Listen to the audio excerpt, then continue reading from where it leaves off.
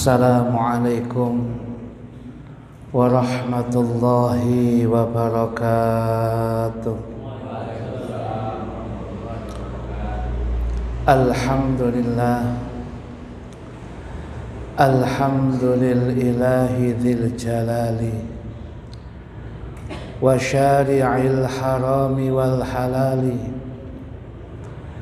Thumma salatullahi ma'salami ala nabiyil mustafa tihami Muhammadil hadi minad dalali wa afdalis sahbi wa khairi ali wa ba'du.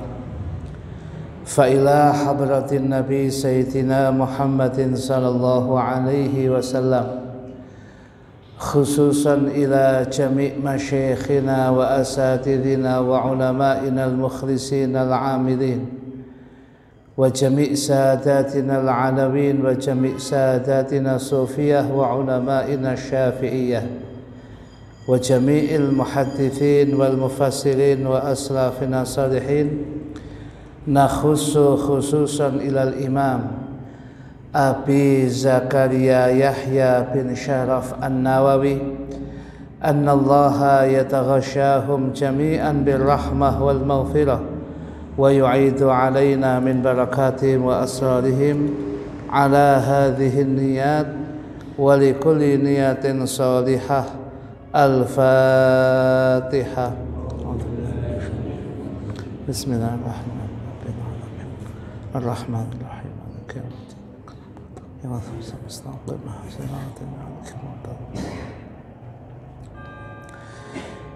Kita niat terlebih dahulu. Bismillahirrahmanirrahim. Nawaitu ta'alluma wat ta'lima wat tadhakkura wat tadhkira wan naf'a wal intifa'a wal ifadata wal istifadata wal hatha ala tamassuki bi kitabillahi wa sunnati rasulih wa du'a ilal huda wa dalalata ala al khair ibtigha'a wajhillahi wa mardatihi wa qurbihi wa thawabihi. Hadirin hadirat sekalian, jamaah Masjid Al-Barakah yang senantiasa dimuliakan oleh Allah, malam hari ini seperti biasanya kita belajar dan ngaji kitab yang sangat-sangat barokah, kitab Al-Adhkar An-Nawawiyah karya Al-Imam Abu Zakaria Yahya bin Sharaf An-Nawawi, yang pada malam hari ini kitab Al-Adhkar An-Nawawiyah kita masuk pada fasal yang pertama, perintah tentang ikhlas dan bagusnya niat di dalam seluruh amal-amal zahir maupun batin kita. Kitab terjemah panjenengan halaman 5 hadirin. Kitab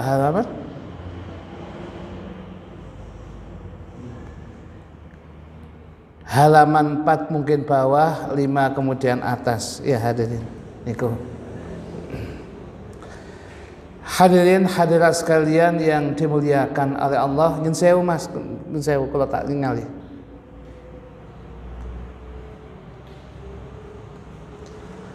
Video wis tak sih.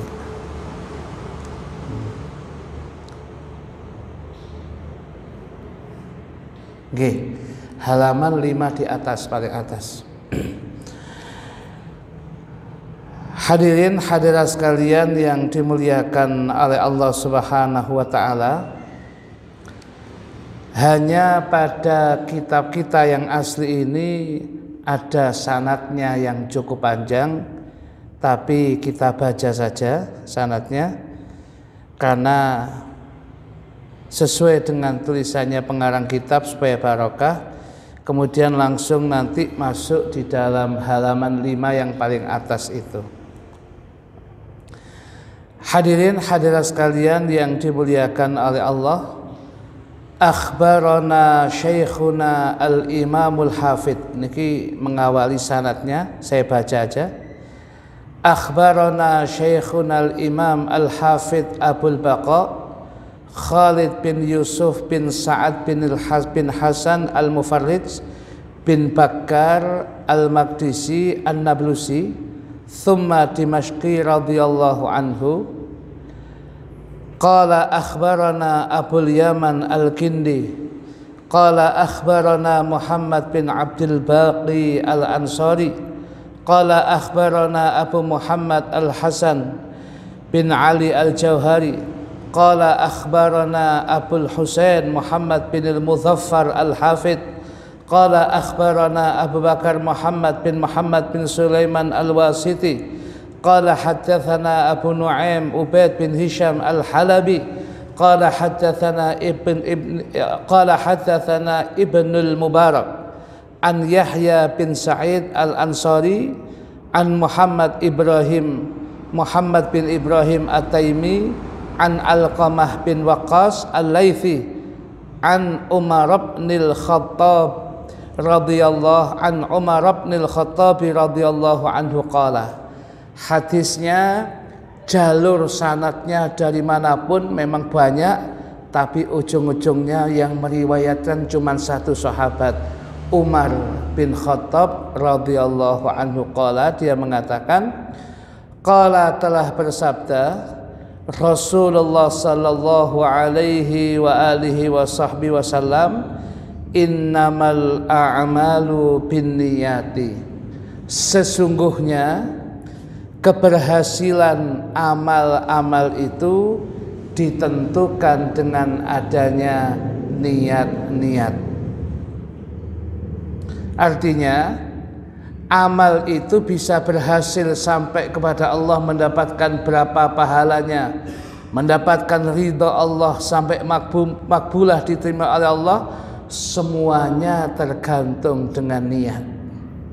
Oleh karena itu perbaiki niat panjenengan ketika ngaji, perbaiki niat panjenengan ketika pagi melaksanakan mencari nafkah bekerja, perbaiki niat Anda sahabat-sahabatku, adik-adik ketika mulai belajar sekolah menuju madrasah, pesantren, sekolah masing-masing, menuju kemanapun saja, tata niat dengan sebaik-baiknya. Sebab dengan bagusnya niat, Allah akan membukakan pintu-pintu taufik dan pertolongannya untuk orang-orang yang bagusnya niat. Apapun pekerjaan panjenengan, itu niatkan dengan niatan-niatan yang bagus. Sampai-sampai kata Al-Imam Ali Al-Habib Ali As-Sakran, dalam rangka menikah mawon, niatnya bukan cuma 1-2 niatan, tapi niatan dalam menikah ada 126 niat. Sudah niat ya semuanya yang mau menikah ini, niatnya 126 niat ya. Jadi jangan niatannya cuma siji, cuma niat nikah pokoknya ngilang sumpah kula ya Allah, kurang gitu. Kurang itu. Jadi niatannya itu niatan yang begitu banyak. Dengan menikah ini, saya kepingin melaksanakan perintah Allah, melestarikan yang namanya manusia, menjadi khalifah di bumi ini, melanjutkan perjuangan Nabiullah Adam alaihissalam. Dengan menikah, saya ingin ittiba'us sunnah, mengikuti jalannya para nabi dan rasul ya. Dengan menikah saya ingin kemudian bisa dengan ini akan mencari barang yang halal untuk anak dan istri saya. Dengan menikah saya berharap nanti punya anak waladin solihin yada'ulah, anak soleh sing ndongaaken kula. Dengan menikah saya akan berusaha untuk sabar. Dengan menikah, waduh akeh niki niate. Ya. Ojo menikah sebagai timbang gak lapo-lapo wis kawin ojo hadirin. Ya, kurang itu kalau cuman begitu tok. Ya, niat itu yang keren ngoten loh, yang sing patah niate niki hadirin. Nah, hadirin hadirat sekalian yang dimuliakan oleh Allah Subhanahu wa taala. Sebab dengan berbekal niat, katanya aniyah matiyah. Niat itu yang menyampaikan manusia-manusia kepada yang ingin dicapainya, cita-cita keinginannya berkat niat itu. Kok sampai hari-hari ini kemudian di kota Mekah masuk puluhan orang bersepeda, baik dari Jawa Timur, Jawa Barat, lo itu berangkat haji sepedaan pancal. Lo kok sampai itu karena niat, aniyah matiyah. Niat itu membawa kemanapun saja. Ya, jadi wis dhek mungkin ngenteni waiting list kok gak mari-mari wis berangkat rono ae. Ati golek sepeda timbang nyili wis tak sepedaan pancal ya akhirnya. Ya, akhirnya berapa 7 bulan sampai. Ya, ternyata bisa yang demikian itu. Ya, karena itu mungkin Jamal Barokah kepingin nyusul sepedaan, monggo yang demikian ini. Ya, niki. Ya. Hadirin hadirat sekalian yang dimuliakan oleh Allah, innamal a'malu binniyat. Sesungguhnya berhasilnya amal-amal itu disebabkan karena niat. Wa innama, dan sesungguhnya likulli mri'in, untuk setiap orang, manawa, apa yang dia niati. Panjenengan mendapatkan ganjaran berapa dari ibadah pengen iktikaf di masjid ini, dari panjenengan datang ke masjid ini, semuanya likulli mri'in manawa, tergantung niatnya. Maka kemudian kata Al-Imam Al-Ghazali, orang ketika datang ke masjid jangan cuma satu niat, mek salat jamaah kurang. Kata beliau bisa sampai 6 sampai 8 niat, supaya satu gerakan yang kita lakukan, tapi karena banyaknya niat, pahala bermacam-macam kita dapatkan karena bagusnya niat. Niat ingsun teko nang masjid golek salat jamaah. Niat ingsun teko nang masjid supaya 1 jam di masjid mboten maksiat kepada Allah. Niat ingsun teko nang masjid ketemu konco, musafahah, salaman, silaturahim, ganjaran dewi. Niat ingsun teko nang masjid uzlah, khalwah, tenang, mencari ketenangan. Sebagaimana Nabi kemudian merasa kesusahan mesti datang ke masjid, insya Allah oleh ganjaran dewi. Niat ingsun ngaji golek ilmu cek manfaat dunia akhirat, ada ganjaran sendiri. Niat ingsun iktikaf di masjid ini. Niat ingsun saya kemudian dari sholat maghrib saya tunggu untuk bisa jamaah isya. Niki namanya ribat hadirin. Dari sholat satu menunggu sholat berikutnya, kita mengikat diri kita tidak keluar masjid sambil menunggu sholat berikutnya, itu pun dianggap sholat sunnah. Jadi jenengan niki sing lungguh, gak lungguh tok sampai ngantuk keturun niku sik dianggap sholat sunnah hadirin. Luar biasa jenengan niki. Ya, Jamal Barokah itu luar biasa. Tahu menggunakan situasi kondisi. Ya, no omah gak pati, tapi ya no omongan sing gak enak deh. Kon lek gak pati iso turu no omah, teko nang masjid insyaallah cepet kon kan. Jadi kan kalau cepet turu nang masjid kan gak enak dia mah. Ya, sumpah gak iso turu nang masjid mepet insyaallah wis insyaallah. Ya. Nah, pokoknya kemudian diniati dengan berbagai macam niat. Berapa yang Anda dapatkan ganjaran tergantung niat Anda. Maka orang itu kemudian dia hanya orang biasa, orang soleh biasa, tapi begitu menghadap kepada Allah, ya Allah, kok pahala saya begitu banyak bergunung-gunung, niki pahala cek akeh sebab nopo ya Allah? Allah jawabannya, bihusni niat, sebab bagusnya niatmu, engkau niat banyak waktu itu melakukan ibadah. Makanya panjenengan dengan datang ke masjid ini, datang ke Masjid Salim, niati kemudian dengan niat banyak, ya, monggo diniati banyak apapun niat Anda, ya. Niat ingsun teko nang masjid, sumpek nang omah balik-balik ditagi, teko nang masjid tadi, insyaallah niku obat yang demikian. Mari isa ya tinteni wong ini ya ketujuh. Wa inna ma likulli imri'in ma nawa. Faman kanat, maka barang siapa keberadaannya hijratuhu, hijrahnya ilallahi wa rasuli, hijrahnya karena Allah, menuju Allah dan Rasulnya, fahijratuhu, maka hijrahnya itu ilallahi wa rasuli, menuju Allah dan Rasulnya. Ketika seseorang melaksanakan hijrah, ketika seseorang melaksanakan berpindah dari satu tempat ke tempat yang lain, kados Gusti Kanjeng Nabi hijrah dari kota Mekkah Al-Mukarramah yang waktu itu penuh dengan jahiliyah dan kekufuran, berpindah kepada Al-Madinatul Munawwarah, kota yang dibangun oleh Nabi dengan berbagai macam kebaikan, pindah dari jelek kepada baik, pindah dari Mekah ke Madinah karena Allah dan Rasulnya. Insya Allah dia akan mendapatkan hijrahnya itu memang hijrah karena Allah dan Rasulnya.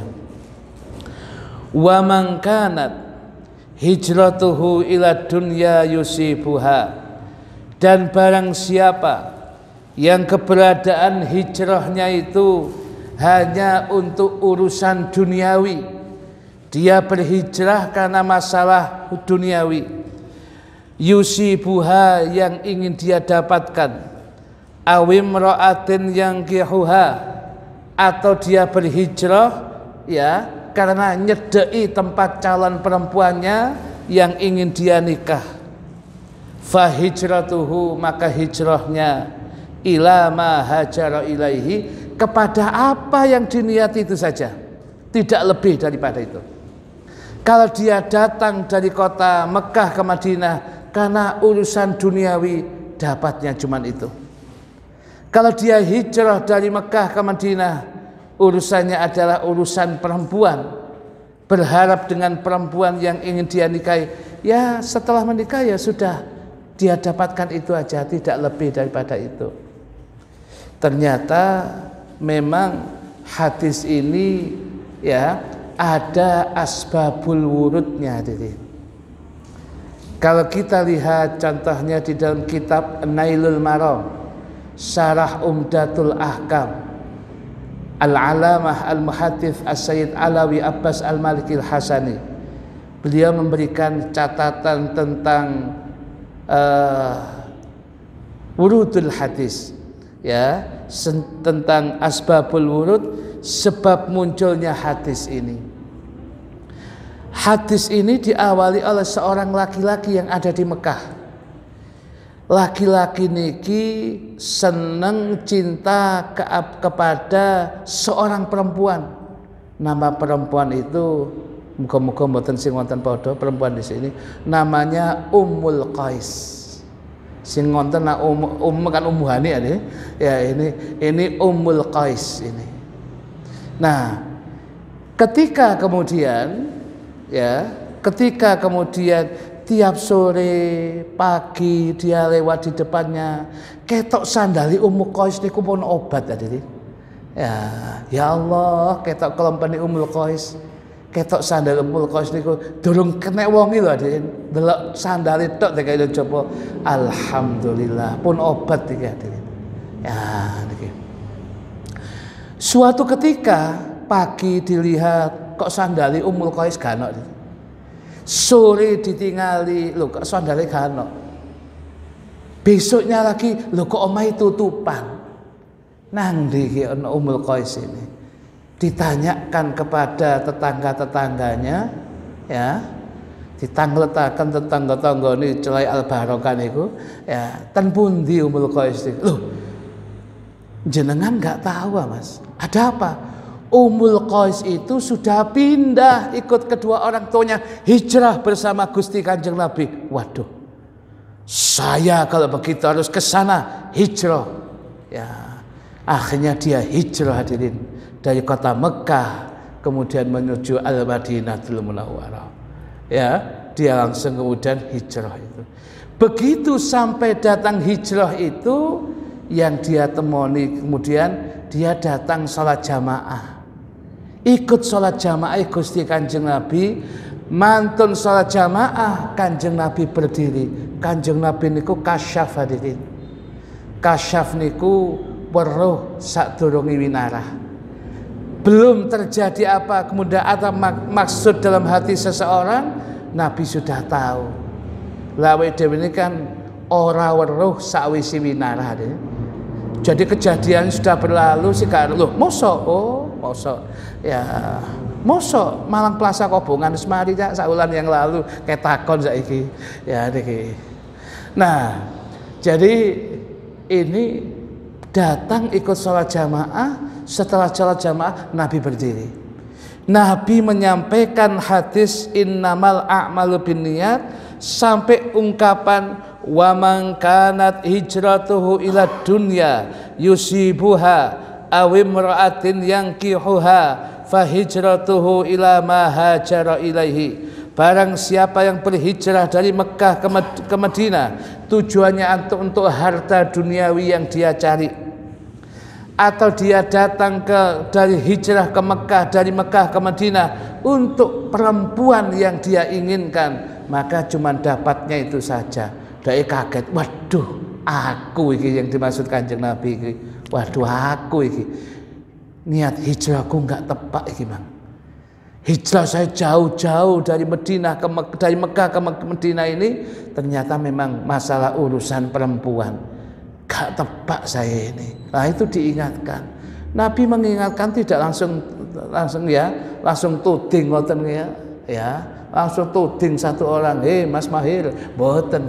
Tapi umum hadirin, sehingga semuanya tidak merasa dipersalahkan. Niki teori pendidikan ada yang seperti itu. Di dalam kitab Ar-Rasulul Muallim, Syekh Abdul Fattah Abu Ghuddah, muhaddis dari kota Madinah, Rasul itu punya 46 teori mengajar. Cara didaktik, metodik cara mengajar niku, Rasul itu punya 46 cara. Salah satunya niku, kalau mengingatkan satu orang tidak langsung tunjuk batang hidungnya, sekalipun hidungnya nggak terlalu berbatang sih, ya nggak pesek, ya ini.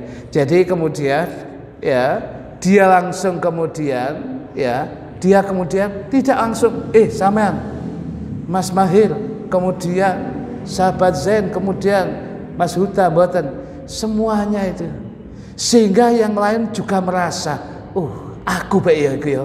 Mungkin lah ini teori pendidikan, merasa kemudian tidak mempersalahkan satu orang, menjatuhkan orang di depan banyak orang, tapi kemudian maksudnya semua. Bisa jadi yang lain juga mengalami yang sama. Yang lain juga mengalami yang sama sehingga kemudian mendapatkan pencerahan. Kalau kemudian cuma satu orang, ya kalau orangnya bisa terima, kalau tidak kan malu. Begitu malu, hari ini ikut sholat jamaah, besok kelas pun buatan. Ya, jadi ada teori-teori cara mengingatkan orang pun dengan cara kemudian yang banyak. Imam Syafi'i saja mengingatkan muridnya Imam Ahmad bin Hambal, nanti waktu malam Ba'dal Isya diketuk rumahnya pelan, kemudian begitu dibukakan kaget diberitahu ada hal-hal begini, tadi kamu gini. Terima kasihnya Imam Ahmad yang luar biasa kepada gurunya Imam Syafi'i. Nah memang harusnya begitu tadi. Ya, karena tujuan mengingatkan itu membenarkan, meluruskan, bukan menjatuhkan dan menjatuhkan orang, Bukan, hadirin. Kalau memang cara menjatuhkan orang ya sudah nggak benar kan, itu yang tertentu.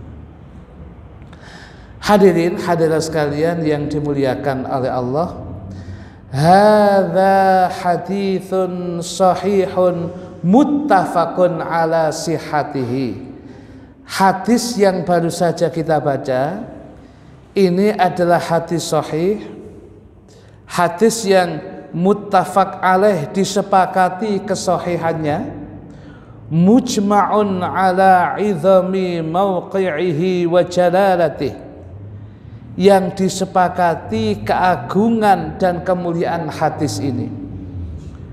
Wahwa, hadis ini ahadul ahadithi, adalah merupakan salah satu dari beberapa hadis allati 'alaiha madarul Islam. Ajaran Islam ini berputar-putar hanya pada beberapa hadis. Salah satunya adalah innamal a'malu binniyat. Maka innamal a'malu binniyat itu satu dari 4 hadis yang menjadi pokok ajaran agama Islam.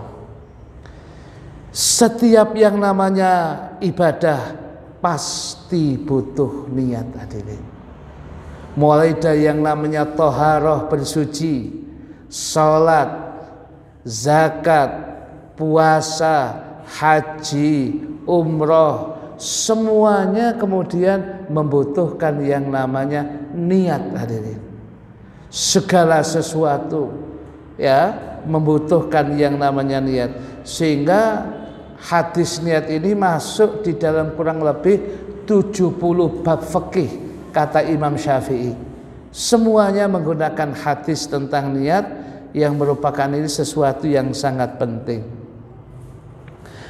Wa kana salafu, dan konon salafus saleh, wa tabi'uhum, dan orang-orang yang mengikuti salafus saleh, minal khalafi, dari kalangan khalaf, rahimahumullahu, semoga Allah merahmati mereka, yastahibbuna, ya, mereka ini ya para salafus saleh dan pengikutnya menganggap sunnah istiftahal musannafati, membuka atau mengawali karangan-karangannya bihadzal hadithi, dengan hadis ini. Coba jenengan tinggali kitab Arba'in An-Nawawiyahnya Imam Nawawi, hadis pertama innamal a'malu binniyat. Jenengan kemudian buka yang namanya kitab hadis Riyadhus Shalihin masih Imam Nawawi, yang pertama juga masalah niat. Awal-awal kitab Sahih Bukhari, awalnya juga setelah tentang badul wahyu, tentang masalah wahyu, diawali dengan masalah niat dulu. Umumnya niat ini dijadikan awal dari karangan-karangan kitab untuk mengingatkan kita, bagusi niat Anda ketika ngaji, bagusi niat Anda ketika bekerja, bagusi niat Anda ketika mengajar, bagusi niat Anda ketika melakukan aktivitas kebaikan apapun saja, perbaiki, bagusi niat, karena niat yang bagus itulah yang sampai kepada Allah Subhanahu wa ta'ala. Tambihan, sebagai peringatan, lil mutali'i, bagi orang yang ahli mentelaah kitab, bagi orang yang memperhatikan ngaji kitab niki, ala husni niyati, untuk senantiasa memperbaiki dan membagusi niat, wahtimamihi, dan memperbaiki dan mementingkan niat ini, bidzalika wa'tina'i bihi, mementingkan niat dan memperhatikan niat, segalanya diniati. Makanya orang yang ahli ilmu dengan orang yang sekedar abid ahli ibadah, kadang-kadang kemudian ya ganjarannya mboten sami ya. Orang yang ahli ilmu ketika dia kemudian wudhu di rumah, sudah wudhu di rumah, datang ke masjid, ya, dengan nawaitu salat tahiyatul masjid, niatnya pun kemudian banyak. Niatnya salat sunnah wudu digabung dengan salat tahiyatul masjid, digabung dengan salat sunat hajat, digabung dengan salat taubat, digabung dengan salat istikharah sekali. Pokoknya bukan waktu yang diharamkan, boleh-boleh saja nih. Ya, dia pakai 2 rakaat dengan 5 niat. Ya, ini namanya niat 4 in 1 hadirin. Ya, 5 niat di dalam satu gerakan sholat 2 rakaat. Ya, umumnya kan 3 in 1 kurang hadirin, niku sampo hadirin. Ya, niki 4 in 1 niki. Ya, jadi 5 niat hanya gerakan 2 rakaat yang demikian. Lah terus cuma 2 rakaat ganjarane 5 salat ini yang sama. Niki kenapa? Ahli ilmu tahu. Sedangkan kalau sekedar abid ahli ibadah tekodok ya tahiyatul masjid, wis gak niat yang lain. Dapat ganjaran tapi nggak banyak. Kalau ahli ilmu tak niati salat sunnah wudu, tadi saya belum salat sunnah wudu di rumah. Tak niati tahiyatul masjid, pompong bisa saya punya keinginan tak niati salat hajat, salat istikharah, salat taubat, sudah. Ya, malaikat mau sing ningali ngene-ngene tok, waduh cak akeh rek. Ya, rupane iki rapelan iki rupane. Ya, iki. Hadirin, hadirat sekalian yang dimuliakan oleh Allah, ini menjadi catatan kita. Rawaina, kami telah meriwayatkan Anil Imami Abi Sa'idin, dari Al-Imam Abi Sa'id Abdurrahman bin Mahdi rahimahullah ta'ala. Apa yang dikatakan oleh beliau? Man arada, barang siapa yang berkeinginan, an yusannifa, mengarang kitaban, sebuah kitab, fal yabda, maka hendaknya dia mengawalinya bihadzal hadithi, dengan hadis ini. Kata beliau, ya, Al-Imam Abdurrahman bin Mahdi rahimahullah, barang siapa yang mengarang kitab, ya, yang mengarang sebuah kitab, maka hendaknya dia mengawali dengan mengawali hadis ini di dalam ungkapan karangannya. Terakhir penutup, wa qala al-imamu, dan telah berkata al-imam Abu Sulaiman al-Khattabi rahimahullah, kanal mutaqaddimuna, dulu adalah orang-orang zaman dahulu, min syuyukhina, dari guru-guru kami, yastahibuna, menganggap sunnah, menganggap bagus, taqdima hadithil a'mali bin niyat, mendahulukan hadis innamal a'malu bin niyat amama kulli syai'in, di depan melakukan segala sesuatu, ya, yansya'u, yang timbul, wa yabtadi'u, dan kemudian mengawalinya, min umuridin, dari perkara-perkara agama, li umumil hajati ilaihi, karena apa itu umumnya hajat ilaihi, butuhnya kepada hadis ini, fi jami'i anwa'iha, pada seluruh macam-macamnya. Jadi salafus saleh zaman dahulu, kalau dia kemudian katakanlah dia melaksanakan segala sesuatu, mengajar dan sebagainya, innamal a'malu, hadis ini dibacakan dulu untuk mengingatkan supaya bagus niat kita. Jadi mengawali pengajian, monggo kita dengarkan hadis innamal a'malu binniyat. Kenapa? Mengingatkan mereka pentingnya membagusi niat ketika kemudian belajar, mengajar, dan apapun dalam rangka untuk mencari ilmu. Hadirin, hadirat sekalian yang dimuliakan oleh Allah, waktu sebentar lagi azan Isya, beberapa menit kemudian, monggo kita buka pertanyaan hadirin. Siapa tahu ada yang bertanya. Monggo Ustaz, monggo Ustaz. Assalamualaikum warahmatullahi wabarakatuh. Waalaikumsalam warahmatullahi wabarakatuh.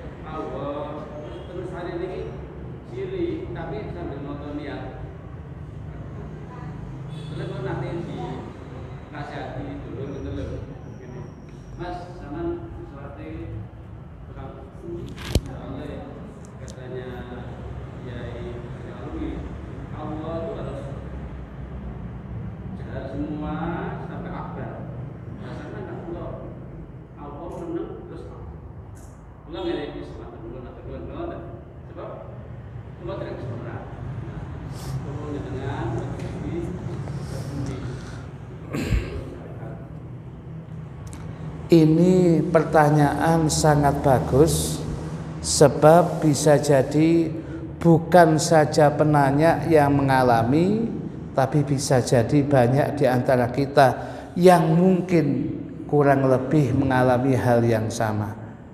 Sebab kemudian di antara kita pasti sholat. Ya, pertanyaannya bagus.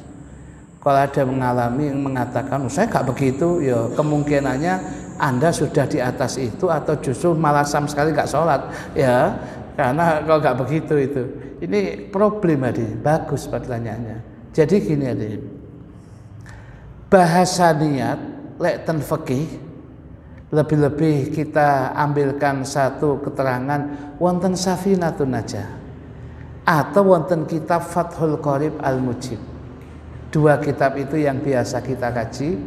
Di sana dikatakan apa sih yang dimaksud dengan bahasa niat itu kan amalan hati. Apa yang dimaksud niat? Di situ ditulis wonten Safinatun Najah qasdu syai'in muqtarinan bi fi'lihi. Definisinya niat itu qasdu itu menyengaja, kerentek.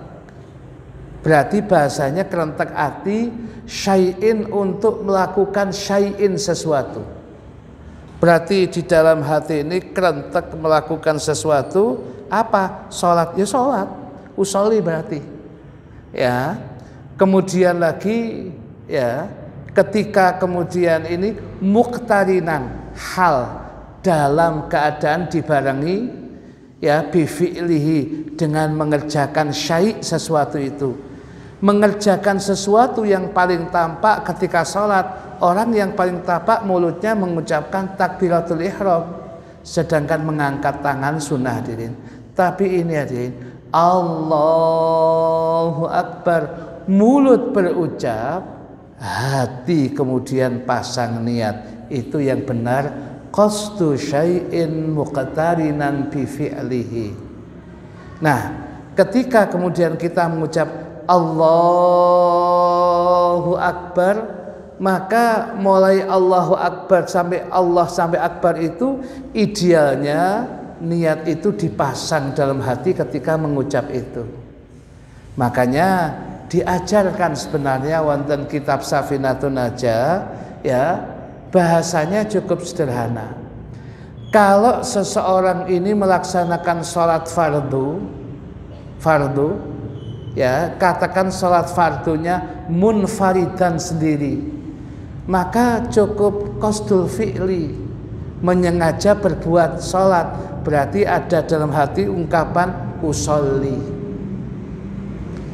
Kemudian yang kedua, sebut fardiyahnya fardal, sebut takyin nama sholatnya dijelaskan duhur, usolli fardad duhri. Sebenarnya cukup gitu hadirin. Kalau ditambah berjamaah Anda makmuman, ditambahi makmuman. Usolli fardal duhri makmuman pun cukup. Tuh. Duhur Ustaz kan arba'a rakaatin. Mau di Mulyarejo, mau di Bandulan, mau di Kasin, lek duhur mesti 4 rakaat, gak usah disebut gak apa-apa. Ya. Mau di Ukraina, di Rusia, yang namanya orang di Rusia yang sana belum perang gak terumah-rumah, lek sholat duhur mesti 4, gak mungkin kono 6 hadirin. Ya 4. Loh Ustaz, mustaqbilal kiblati. Saman itu kalau sholat ya mesti ngadep kiblat lah. Itu syarat kok. Adaan, kontan. Loh pokoknya saman sudah masuk waktu sholat ya adaan, gak mungkin kodoan. Lillahi ta'ala, ya pokoknya saman ikhlas karena Gusti Allah ya lillahi ta'ala. Artinya hadirin, munggui kitab Minhajul Talibin Imam Nawawi sama pengarangnya Adhkar niki, talafut bin niat, melafatkan niat, pokoknya enggak ganggu kanan kirinya, dia baca sendiri, usolli masih boleh untuk menolong kekhusyuan hati. Amaliyah kita kan talafut melafatkan. Ya, ketika melafatkan niat ini, niatnya sing lengkap. Usolli fardadh dhuhri arba'a rakaatin mustaqbilal kiblati adaan ma'muman lillahi ta'ala. Allahu Akbar. Niki namanya talafut biniat, belum niat. Yang namanya niat itu ketika mulut mengucapkan Allahu Akbar, niki dipasang niat. Lah niatnya jangan terlalu panjang, dilafatkan duwowo nggak apa-apa hadirin. Ya, untuk kekhusyuan hati. Tapi kalau kemudian untuk yang pasang di hati ini cukup yang apa itu yang wajib aja. Usolli faradad dhuhri makmuman. Sehingga takbirnya gak dawa-dawa deh. Allah dua teman musolli pas arba rakaatin nggak muncul lagi. Ya, zaman salah niat mas. Jangan terlalu gitu. Sholat itu jangan dibuat sesuatu yang sangat sehingga Anda mau sholat itu kemudian ketenggangan nanti. Tegang, waduh. Saya kalau sholat usollinya angel, karena beban itu. Itu sudah merupakan perangkap setan itu hadirin. Ya biasa mawon hadirin. Ya usolli fardhu li arba rakaatin mustaqbil qiblati atan ma'muman lillahi ta'ala. Ini melafatkan niat. Maka enggak usah keras-keras. Anda tidak sedang mengajar kanan Anda, kiri Anda, depan Anda, belakang. Apalagi usollinya diulang-ulang. Usolli. Usman. Duh, kono Usman barang. Ya usaha mandiri aja. Ya nih, kono Usman barang jajak Usman apa jak? Ya kata tidak si Ustadz Usman Pamuji kori. Apa mas? Kok nama saya disebut-sebut barang ini? Ya ini. Nah, artinya apa hadirin? Ibadah sholat itu nikmat hadirin. Jangan jadikan beban. Ya, kadang-kadang karena was-was itu orang langsung menjadikan beban sendiri. Ya. Jadi kembali kepada pertanyaannya bagus tadi. Ya, ketika takbiratul ihram jangan Allah Akbar mboten usah dipedhot ngoten.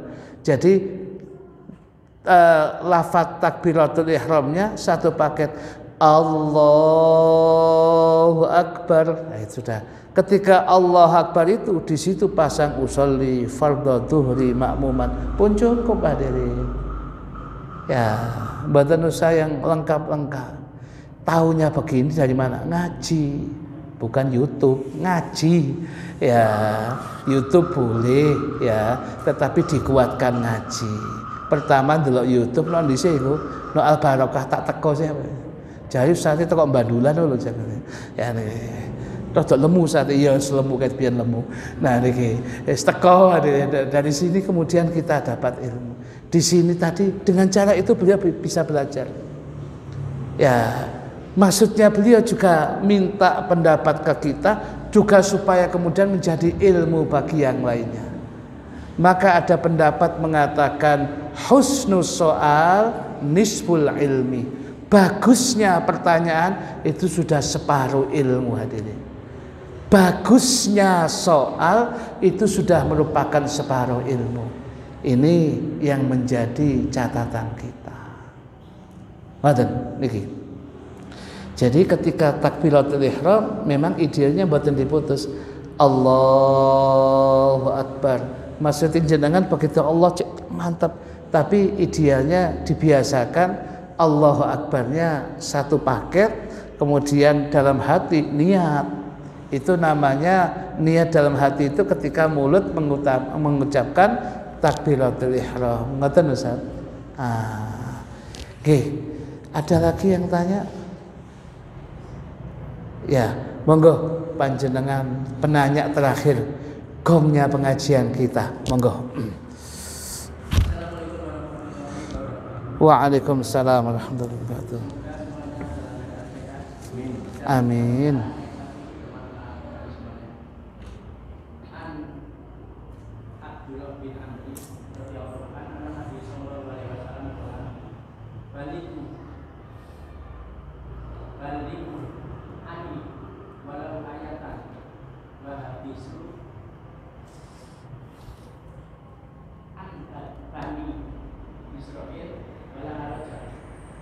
Wa man kadzab aqlaya muta'am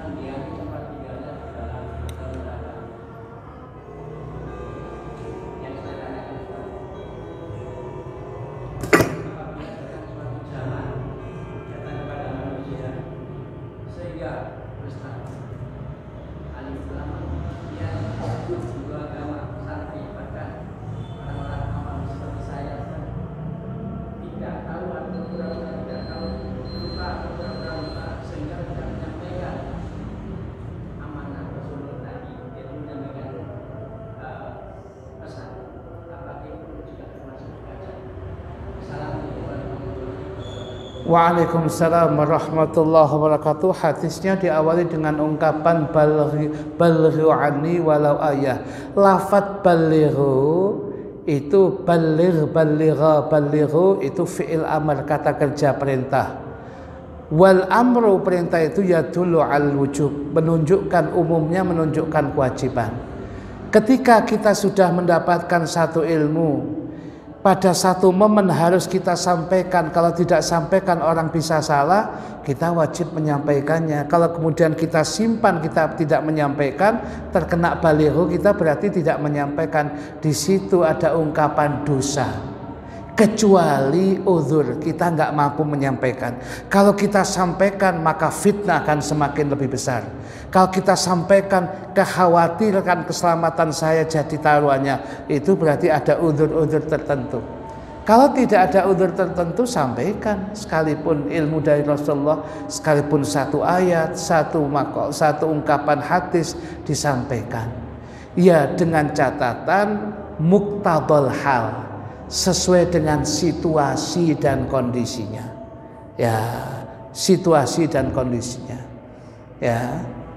Jadi kalau kemudian sesuai dengan situasi dan kondisinya, nggih, mboten apa. Orang itu kalau menyampaikan sesuatu dengan situasi kondisi tahu, jadinya baik hadirin. Ya. Oleh karena itu, lihat situasi kondisi. Saya akan menyampaikan sesuatu ini, tapi yang saya sampaikan nanti dia pasti ngamuk, dan ya jangan dulu, berarti kondisinya tidak tepat. Tapi sudah ada niatan kita. Berarti ada niatan kita untuk mengingatkan dia. Hanya saja muqtadal halnya, situasi kondisinya kok tidak memungkinkan. Ya. Jadi dalam rangka menyampaikan amal ma'ruf nahi mungkar, kata Imam Ghazali, bukan sekedar amal ma'ruf nahi mungkar, ada tertibnya, tata caranya. Jangan sampai yang kita sampaikan tambah menimbulkan fitnah yang lebih besar, ya, kemudian musibah yang lebih besar. Lah kalau jadi begitu, jangan dulu hadirin. Cari situasi kondisi yang bagus.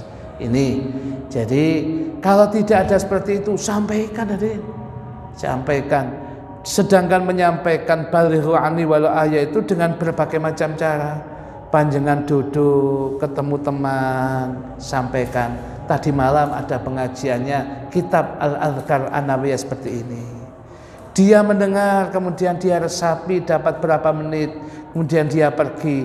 Kita sudah menyampaikan ilmu. Ternyata sama dia disampaikan pada yang lain, kita mendapatkan pahala yang berantai tidak ada habisnya.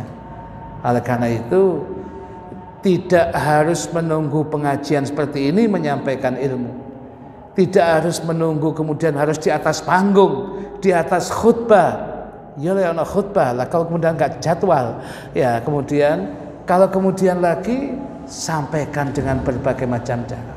Mungkin dengan diucap, mungkin dengan tulisan WA, mungkin dengan YouTube, mungkin apapun kebaikan yang bisa kita lakukan. sampaikan dari Kanjeng Nabi, sekalipun mungkin satu ayat, satu hadis, sampaikan, itu akan bermanfaat. Dan jangan jenuh-jenuh menyampaikan kebaikan yang demikian itu. Ya, ngoten. Kemudian dalam hadis itu kemudian kita katanya boleh membaca cerita-cerita Bani Israel, boleh, tetapi jangan meyakini dan jangan mendustakan. Artinya karena bisa jadi yang disampaikan itu benar dan tidak, antara setengah-setengah diri. Kalau Bani Israel itu cerita Israiliyat, ada yang benar, ada yang tidak. Tapi kalau sudah terlalu tidak masuk akal, bertentangan dengan ungkapan hadis yang umum, ya harus menolaknya. Ya, yang namanya Nabiullah Ayub alaihi salam, memang dalam perjalanan dakwanya beliau sakit, iya. Nabi sakit itu wajar, hadirin. Ono Nabi pilek, kemudian watuk-watuk, nggih wajar lah. Tetapi kalau kemudian Nabi Ayub sampai kemudian sekujur tubuhnya ada luka, sampai kelihatan ulatnya, setnya ketok. Ketika mau sholat setnya joko sitok-sitok, kemudian mantun sholat dibalekno. Loh kok pas balekno, ya apa ono meri? Ya ini. Jadi begitu itu terlalu jauh lek cerita ngoten niku. Lek sampai kemudian banyak setnya, sopo sing ngatine nyedeki Nabi Ayub? Padahal apa itu yang namanya kewajiban para nabi, wajibnya nabi ada tabligh, menyampaikan pada umatnya. Di samping fatona tabligh, ada tabligh itu tadi, menyampaikan apa itu ajaran. Bagaimana dia bisa menyampaikan ajarannya sedangkan orang lari semua. Ojo cedak Ayub, waduh loro kabeh awake. Mboten ngoten, sakit iya, tapi tidak separah yang diceritakan kelompok Bani Israel. Maka Bani Israel itu diwaca, ada yang perlu diyakini atau diwaca tok, tapi enggak harus kemudian diyakini kebenaran, kecuali bersumber dari hadis yang tepat. Ya, kadang-kadang cerita Israiliyat itu dilebih-lebihkan, hadirin. Ya, kalau kita ya sudah, yang namanya tongkatnya Nabi Musa ya sudah ada. Memang tongkatnya Nabi Musa ada, yang untuk kemudian memukul Laut Merah kemudian terbelah menjadi dua ada. Tapi kalau sampai didawakno tongkat iku tekok kayu ini, ya, kemudian panjangnya sekian dhira, sekian senti, ya, cekalane ngene. Wah, akhirnya jamaah golek tongkat Nabi kira-kira nanti Bocomboran apa Roma rombengan malam ono apa enggak digolek ya, hadirin. Lah niki mboten penting, hadirin. Ya, begitu itu enggak penting. Ya, saya kira cukup. Insyaallah akan kita sambung pada pengajian-pengajian berikutnya. Bismillahirrahmanirrahim. Alhamdulillahirabbil alamin. Allahumma shalli wa sallim ala sayyidina Muhammadin wa ala alihi wa sahbihi ajma'in.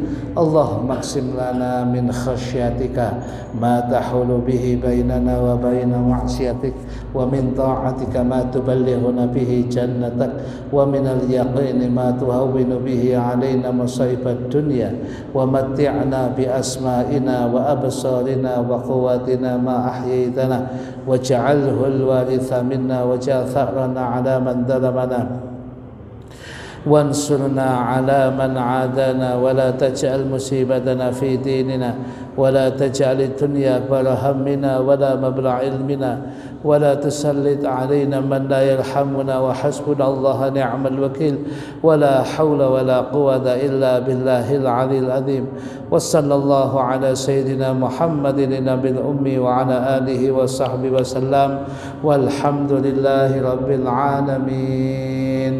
سبحانك اللهم وبحمدك أشهد أن لا إله إلا أنت أستغفرك وأتوب إليك. سبحانك اللهم وبحمدك أشهد أن لا إله إلا أنت أستغفرك وأتوب إليك. سبحانك اللهم وبحمدك أشهد أن لا إله إلا أنت أستغفرك وأتوب إليك. بسم الله الرحمن الرحيم. wal 'asri innal insana lafi khusr illa